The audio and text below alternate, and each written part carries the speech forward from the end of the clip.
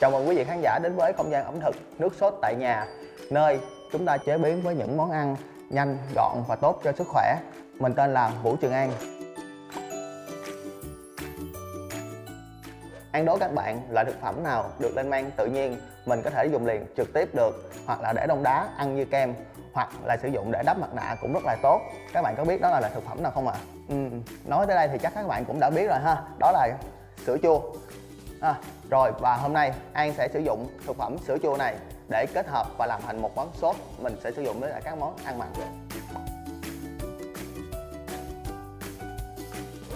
Để làm món sốt sữa chua này, chúng ta có các nguyên vật liệu như sau. Trước tiên chúng ta có sữa chua không đường, mật ong, muối sấy và nước cốt chanh. Rồi, cùng An làm món sốt sữa chua này nhé. 3 muỗng sữa chua,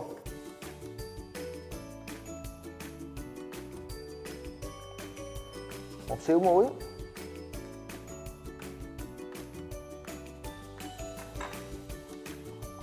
mật ong. Chúng ta cho 2 muỗng mật ong. Chúng ta cho tầm 1 muỗng nước cốt chanh. Rồi, sau khi ra tất cả nguyên vật liệu vào, chúng ta khuấy đều lên rồi chúng ta khuấy mix đều các hỗn hợp gia vị hòa tan đều với nhau là được. Món sốt của chúng ta đến đây là hoàn thành.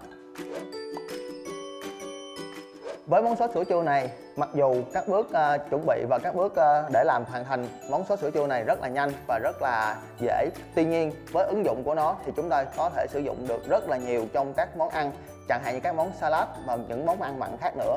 Và đến với chương trình ngày hôm nay thì An xin giới thiệu với lại các bạn 2 món, đó là món bò rau mầm sốt salad sốt sữa chua và món cá hồi đút lò và khoai tây đút lò ăn kèm với lại sốt sữa chua.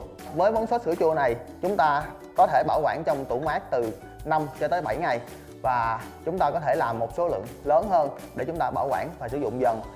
Khi các bạn đã làm số lượng lớn thì chúng ta nên thường xuyên kiểm tra xem món sốt chúng ta có đảm bảo chất lượng hay không.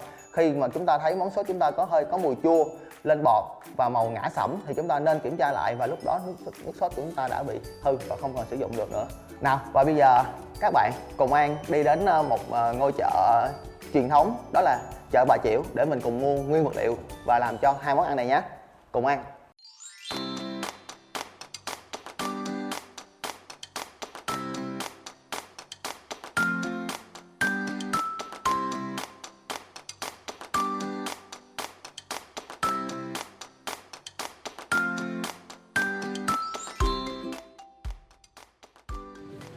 Chào anh lấy cho em 2 lạng thịt bò đi, cục này đi nhá, anh lấy cho em cục này. Rồi, thịt bò các bạn á lựa ha, miếng thịt là không có bị màu sẫm màu, nhấn vào cảm giác là thịt chắc, không bị bủng, không bị bở, có mùi thơm của thịt và không bị có mùi hôi.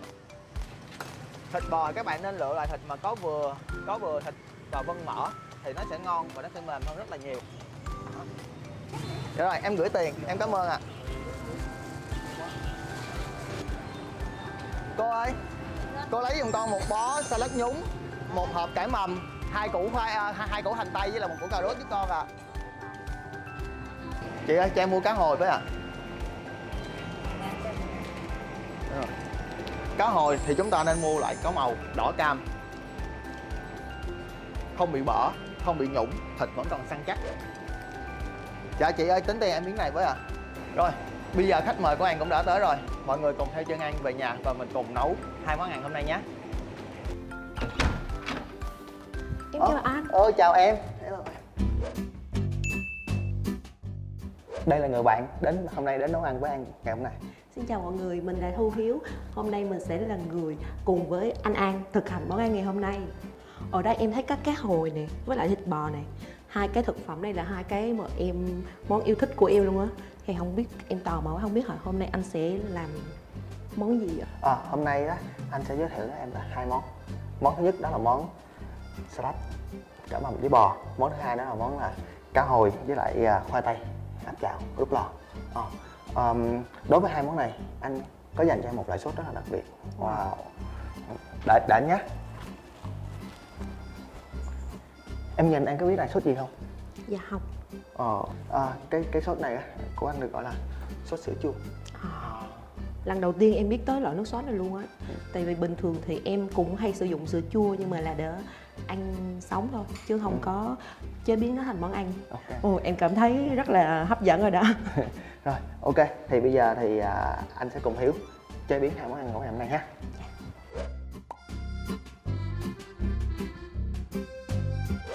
Rồi, đối với món salad bò thì hôm nay chúng ta có thịt bò. Và bây giờ chúng ta sẽ thái lát thịt bò để chúng ta xào. Rồi, đối với thịt bò ha, chúng ta thái lát mỏng, bản, dày ha, khoảng chừng 2 ly là được. Đối với xào chúng ta thái khoảng chừng 2 đến 3 ly là vừa ăn ha. Rồi. Đây, anh sẽ... Cái phần thịt bò này là phần nào của con bò vậy anh? Cái phần thịt này thì hôm nay là anh sẽ mua phần thịt gần với đùi với thịt bò nè. Khi xào lên nó sẽ có độ mềm, nó sẽ có độ dai, ăn sẽ ngon hơn. Ok, tiếp theo anh sẽ thái cải mầm ha. Chúng ta phải lựa cọng cải mầm thon, dài và xanh. Về chúng ta rửa sạch, chúng ta cắt bớt cái gốc đi, chúng ta rửa sạch. Như ở đây thì anh sau khi anh đi chợ, anh đã cắt, anh đã rửa sạch hết mọi thứ, cắt. Rồi, cải mầm anh cho vào tô này nhé. Rồi, ok, bây giờ tiếp theo anh sẽ cắt hành tây. Mà em biết cắt hành tây không? Dạ có, Ok. em sẽ phụ anh cắt hành Rồi, tây. ok, vậy em cắt hành tây giùm anh nha. Trong Dạ. thời gian em cắt hành tây thì anh đã đi xào thịt bò. Ok, cảm ơn em nhiều.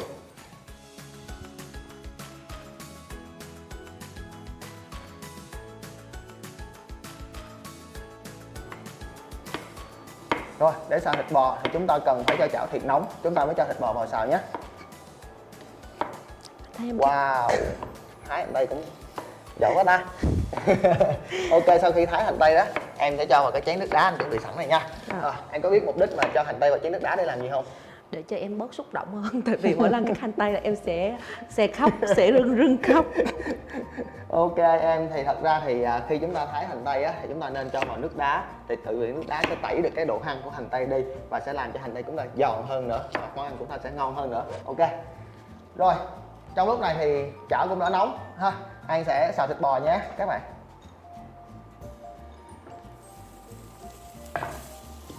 Đối với lại xào thịt bò, chúng ta không nên cho dầu vào, áp chảo luôn á, thịt bò món salad chúng ta không nên cho dầu vào ha. Chúng ta đợi chảo nóng và chúng ta cho thịt bò vào. Khi mà chảo nóng, khi chúng ta cho thịt bò vào thì một cái lượng mỡ nhỏ ở trong thịt bò sẽ chảy ra và tự làm cho thịt bò chín và mềm và mượt hơn. Thịt bò này là mình không cần ướp mà mình sẽ xào nguyên chất như vậy luôn anh? Đúng rồi em, thịt bò này khi chúng ta cho vào chảo chúng ta chảy đều ra ha, chúng ta xào chúng ta chảy đều ra. Một xíu mình sẽ là một ít muối nhẹ vào thôi. Ok ha. Đối với cái món salad này mình xào ở nhiệt độ tầm bao nhiêu để cho giữ được cái giá trị dinh dưỡng của thịt vậy anh? đối với món thịt bò này á thì mình sẽ xào càng nhanh càng tốt nha. Ok, mình phải đi cái nhiệt độ cao nhất, nhưng mà với nhiệt độ là mình kiểm soát được chứ không phải là quá cao. Nó đi tầm trong khoảng nhiệt độ từ mà 180 cho tới 200 độ C. Ok. Rồi, khi đã chảy đều thịt bò thì mình sẽ ướp nhẹ một xíu muối vào trong thịt bò này ha.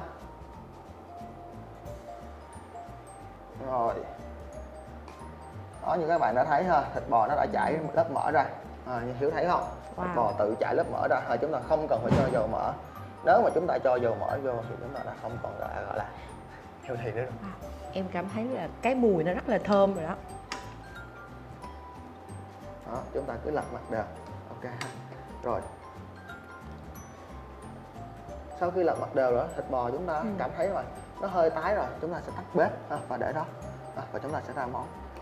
Wow, đơn giản vậy thôi hả anh? Đúng rồi, món ăn rất là nhanh, rất là đơn giản, rất là phù hợp ha. Ok. Nhanh như vậy thì em rất là mong chờ cái thành phẩm nó sẽ ngon như thế nào. Rồi, thịt bò cũng đã chín rồi ha. Mình sẽ cho ra dĩa ha. Bây giờ mình sẽ ra món chùm salad ha. Ok, dĩa anh cũng đã chuẩn bị sẵn đây rồi. Anh sẽ cho một nửa lượng hành tây vào đây em ha. Ok, chúng ta sẽ cho vào đây. Rồi, mình sẽ trộn đều cái này lên ha, trộn nó đều lên. Rồi, rồi bây giờ sau khi đã trộn đều rồi ha, mình sẽ cho sốt sữa chua vào trong cái salad của mình. Anh cần 5 muỗng sốt sữa chua. Em có thể giúp anh không? Ok. Mình sử dụng muỗng. Đúng rồi, mình sử dụng muỗng nhỏ này, 5 muỗng. Rồi, sau khi đã chan 5 muỗng sốt sữa chua vào mình sẽ tiếp tục mình trộn đều lên em ha. Rồi, sau khi trộn xong rồi thì mình sẽ cho ra dĩa em ha.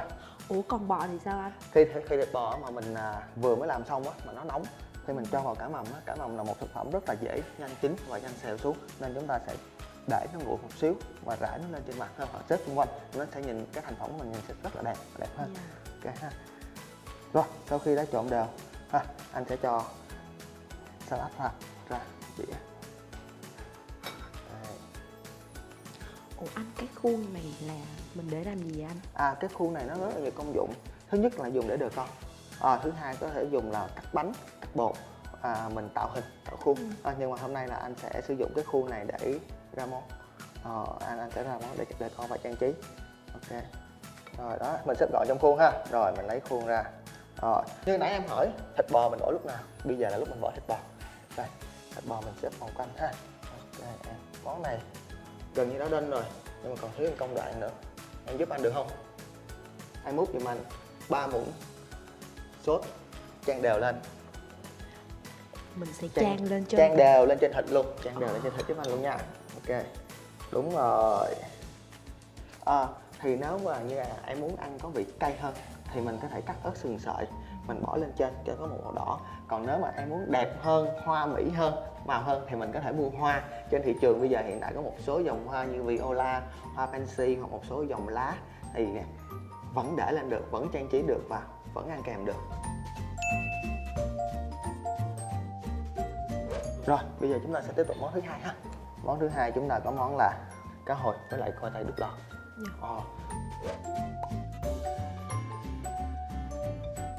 Ok, thì ở đây là anh cần khoai tây cắt múi cong. Để khoai tây đây ha. Rồi, chúng ta cắt làm đôi. Đây. Rồi, chúng ta cắt làm đôi lần nữa. Khoai tây này khi mà khoai tây đút lò mình sẽ để nguyên vỏ luôn. Khoai tây em lựa những củ là trơn, láng ha, không có bị nảy mầm lên. Thì mình về mình sẽ rửa sạch hoàn toàn đất cát trên vỏ luôn, mình sẽ đút lò thẳng trực tiếp vào vỏ. Rồi, đây. Rồi, đối với cá hồi thì cũng như thịt bò ha, mình sẽ ướp nhẹ một ít muối tiêu, muối ha.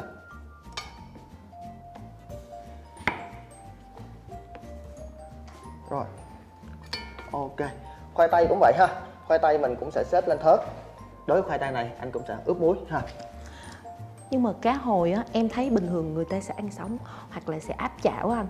Thì khi mà anh nướng bằng lò nướng thì nó có làm giảm bớt cái giá trị dinh dưỡng của cá hồi không anh? Không em. Cá hồi á, thường là ăn sống hoặc là áp chảo. Thì khi áp chảo á, nó cũng gọi là một dạng của nướng. Áp chảo mình cũng phải áp chảo từ từ, đi nhiệt từ từ vào ha. Và cũng tùy với lại cái lượng mà nhiệt độ chảo hoặc là nhiệt độ lò của mình, và tùy cái độ sống hoặc độ chín của cá hồi, nên là tùy món ăn của mình, nên là sẽ không ảnh hưởng gì tới chất lượng của món ăn cả. Rồi, bây giờ anh sẽ đem cá hồi đút lò. Ok, thì đối với món cá này á, thì anh nướng ở tầm nhiệt độ là như nãy anh nói ha, tầm nhiệt độ khoảng chừng là 200 đến 220 độ C, và nướng trong tầm khoảng chừng 20 cho đến 25 phút là thành phẩm cũng đã thành. Ok, đây rồi. Bây giờ nhưng mà bây giờ anh ở nhà hiểu một chuyện nữa, món này mình phải ăn kèm với lại salad này nữa, nhưng mà salad này em có thể xé giùm anh ha, anh xé mẫu nha. Ok, đây mình xé cho anh rồi xé giúp anh nè. Rồi, trong lúc Hiếu xé salad ha, thì miếng cá hồi mình cũng đã làm sẵn hết rồi. Miếng cá hồi thành phẩm của mình ha, da giòn ha, mọi mặt xung quanh rám vàng đều đẹp. Rồi, em sẽ ra món nhé. Rồi, ok Hiếu, cảm ơn Hiếu, xong rồi.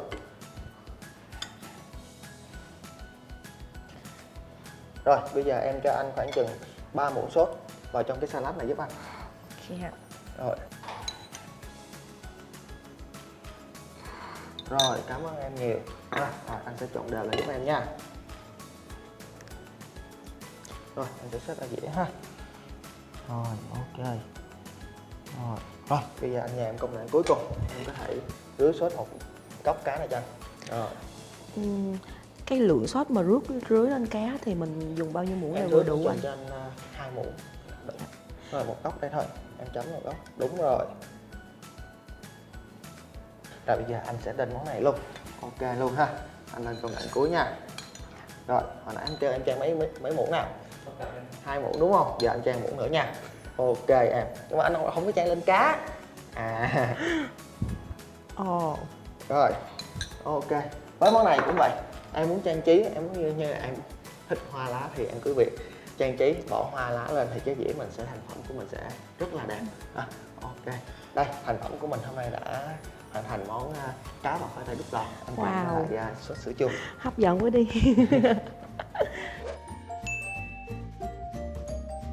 Rồi, hai món ăn của mình của ngày hôm nay đã hoàn thành rồi. Bây giờ mình sẽ cùng dùng thử nhé. Ok em. Rồi, bây giờ mình sẽ dùng thử. Mời em. Đây.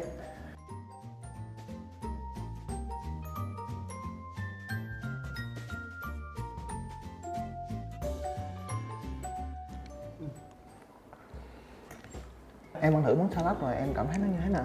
Thịt bò rất là mềm luôn. Cái rau mồng á anh, nó vẫn rất là giòn.